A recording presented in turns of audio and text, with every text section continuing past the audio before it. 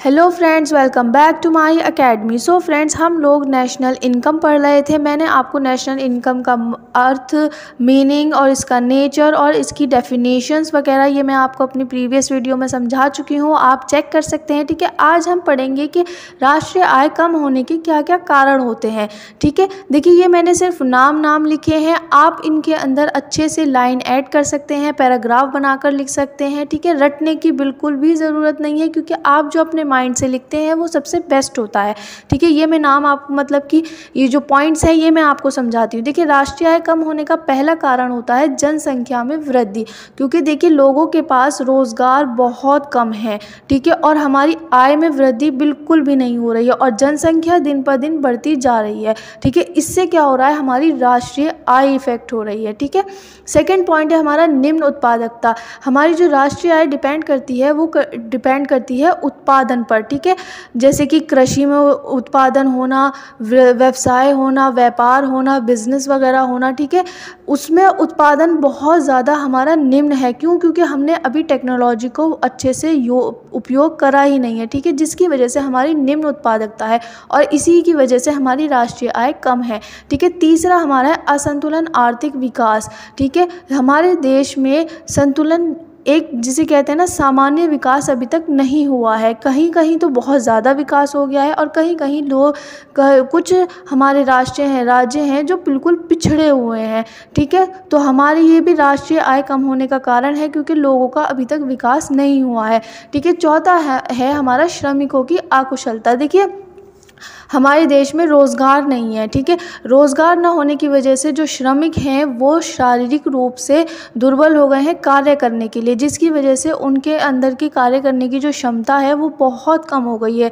ठीक है, इसीलिए वो काम करने में अकुशल हैं। तो जब वो काम नहीं करेंगे, आय नहीं कमाएंगे, तो इससे हमारी राष्ट्रीय की आय कैसे बढ़ेगी। ठीक है, फिफ्थ पॉइंट है हमारा दोषपूर्ण सामाजिक व्यवस्था। ठीक है, हमारी जो सामाजिक व्यवस्था है वो बहुत ही दोषपूर्ण हो गई है। ठीक है, इसका मतलब ये है कि हमारे समाज में कुछ ऐसी संस्थाएं हैं, कुछ ऐसे धार्मिक अंधविश्वास हैं जिन पर लोगों का अभी भी विश्वास है, जिसकी वजह से वो अपना विकास नहीं कर पा रहे हैं।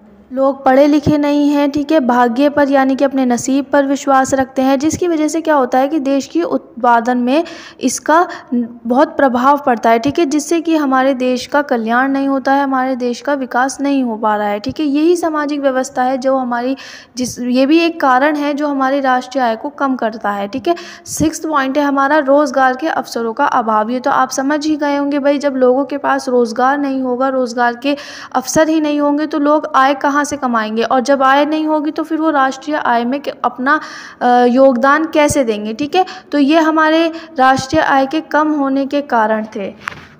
अब हम राष्ट्रीय आय के बढ़ने के सुझाव पढ़ेंगे कि हम किस तरीके से अपनी राष्ट्रीय आय को यानी कि नेशनल इनकम को इंक्रीज कर सकते हैं। देखिए, सबसे पहला सुझाव होता है कि हमारा राष्ट्रीय उत्पादन में वृद्धि के प्रयास किए जाने चाहिए, यानी कि हमें अपना ज़्यादा से ज़्यादा प्रोडक्शन बढ़ाना चाहिए, जिससे हमारी राष्ट्रीय आय में वृद्धि होगी। देखिए भाई, जब हम प्रोडक्शन बढ़ा देंगे, लोग चीज़ें खरीदेंगे और उससे हमारी राष्ट्रीय आय बढ़ेगी। ठीक है, लोगों को राष्ट्र को हमारी आय पहुँचेगी। ठीक है, तो हमें क्या करना चाहिए, उत्पादन में यानी कि सरकार को उत्पादन में वृद्धि के प्रयास करने चाहिए। सेकंड पॉइंट है हमारा जनसंख्या की वृद्धि दर को नियंत्रित करने के लिए योजना बनानी चाहिए। ठीक है, जिससे हमारी जनसंख्या जो है वो नियंत्रित हो जाए।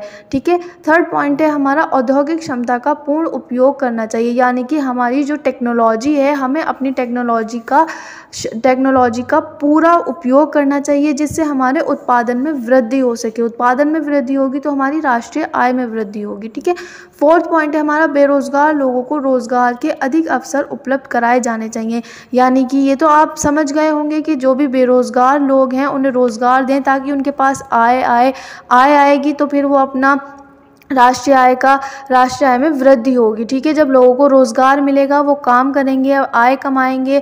ठीक है, तो फिर वो राष्ट्रीय आय में भी अपना योगदान देंगे। ठीक है, पांचवा हमारा ये है कि देश के प्रत्येक क्षेत्र के विकास पर बल दिया जाना चाहिए, यानी कि हर क्षेत्र का विकास किया जाना चाहिए, लोगों को जागरूक किया जाना चाहिए, लोगों को ज्ञान दिया चाहिए, शिक्षा दी जानी चाहिए, जिससे लोगों का विकास हो सके और वो भी पढ़े लिखे हों, तो वो फिर हमारे राष्ट्रीय आय में योगदान देंगे। ठीक है। छठा हमारा है कृषि उत्पादक की वृद्धि की जानी चाहिए, आधुनिक तकनीक के प्रयोग से को प्रोत्साहन किया जाना चाहिए। यानी कि हमारे कृषि से रिलेटेड जो भी मतलब कृषक हैं, जो किसान हैं, हमें उसमें उनको प्रोत्साहन देना चाहिए और कृषि के उत्पादक में वृद्धि की जानी चाहिए। और जितने भी हमारी टेक्नोलॉजी है उसका पूरा यूज़ करना चाहिए और उसको प्रोत्साहन देना चाहिए, जिससे हमारी उत्पादन में वृद्धि हो और हमारी राष्ट्रीय आय बढ़ सके। अगर वीडियो अच्छी लगी हो तो like, subscribe and share. Thanks for watching.